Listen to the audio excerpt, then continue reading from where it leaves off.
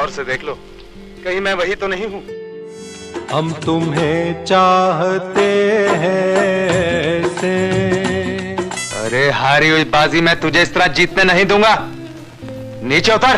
70 का दशक Bollywood film industry के लिए गोल्डन एरा माना जाता है। ये वो दौर था जब इंडस्ट्री में सुपरस्टार राजेश खन्ना, अमिताभ बच्चन का सिक्का चलता था। यूं तो कई कलाकार आए और गए, लेकिन इन दोनों कलाकारों का कोई सानी नहीं था। लेकिन उसी दौर में एक ऐसे एक्टर ने दस्तक दी जिनकी एंट्री तो नेगेटिव रोल में हुई, लेकिन उनकी किस्मत ने उन्हें हीरो बना डाला। ये वो एक्टर थे जिन्होंने अमिताभ बच्चन को बराबर की टक्कर दी और दुनिया को अपना दीवाना बनाया, जिनका नाम है विनोद खन्ना। ठाकुर विक्रम सिंह को सुअर नजर आ गया सुमेर।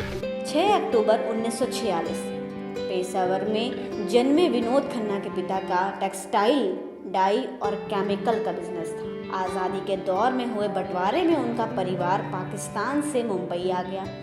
बचपन में बेहद शर्मीले अंदाज वाले विनोद को स्कूल के दौरान एक टीचर ने जबरदस्ती नाटक में उतार दिया और उन्हें अभिनय से प्यार हो गया।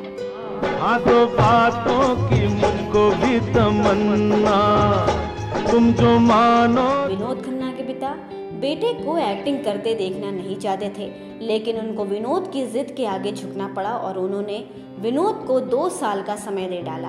इन्हीं 2 सालों में विनोद ने फिल्म इंडस्ट्री में जगह बना ली। सुनील दत्त ने विनोद खन्ना को मन का मीत में विलन के रूप में लॉन्च किया और इसी फिल्म से विनोद खन्ना की निकल पड़ी। इसके आगे बंदूक का राज है और बंदूक कोई भी चला सकता है। विनोद ने आन मिलो सजना, पूरब और पश्चिम, सच्चा झूठा जैसी कई फिल्मों में सहायक और खलनायक के रूप में काम किया, लेकिन 1971 में गुलजार द्वारा निर्देशित मेरे अपने से विनोद खन्ना को नायक के रूप में नई पहचान मिली। अपना हम अपना कह लेते। दर्शकों ने अमिताभ बच्चन और विनोद खन्ना की जोड़ी को खूब पसंद किया। उनकी हेरा फेरी, खून पसीना, अमर अकबर एंथोनी, मुकद्दर का सिकंदर ब्लॉकबस्टर साबित हुई। मेरे दोस्त, तेरी जिंदगी की तस्वीर का ये रुख आज मैं पहली बार देख रहा हूँ। तूने आज मुझे हिला दिया। वहीं 1982 में जब विनोद खन्ना का करियर शिखर पर था, तब उन्होंने अचानक ऐसा फैसला लिया जिससे पूरी फिल्म इंडस्ट्री में हड़कंप मच गया। विनोद अपने आध्यात्मिक गुरु रजनीश ओशो की शरण में चले गए और ग्लैमर की दुनिया को त्याग दिया।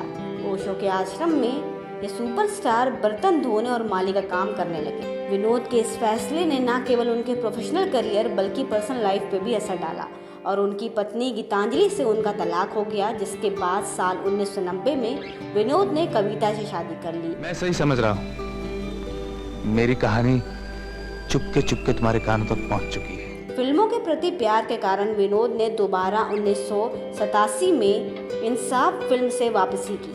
4-5 साल तक नायक बनने के बाद विनोद धीरे धीरे चरित्र भूमिकाओं की ओर मुड़ गए। स्वयं भवानी माँ भी आ जाए तो विक्रम को नहीं रोक सकती। विनोद खन्ना फिल्मों में स्टाइलिश अभिनेताओं के तौर पर सामने आते थे। विनोद खन्ना अभिनेता होने के अलावा निर्माता और सक्रिय राजनेता भी थे। वे भाजपा के सदस्य थे और कई चुनाव जीत चुके थे। वे मंत्री भी रहे। 1999 में विनोद खन्ना को उनके इंडस्ट्री में योगदान के लिए film fair life time achievement award से नवाजा गया था। हालांकि आज वो इस दुनिया में नहीं हैं, लेकिन वो अपने चाहने वालों के दिलों में हमेशा जिंदा रहेंगे। ऐसे रिश्तों के बारे में जानने के लिए देखते रहिए आपके अधिरा और हमारे चैनल को सब्सक्राइब करना ना भूलें। धन्यवाद।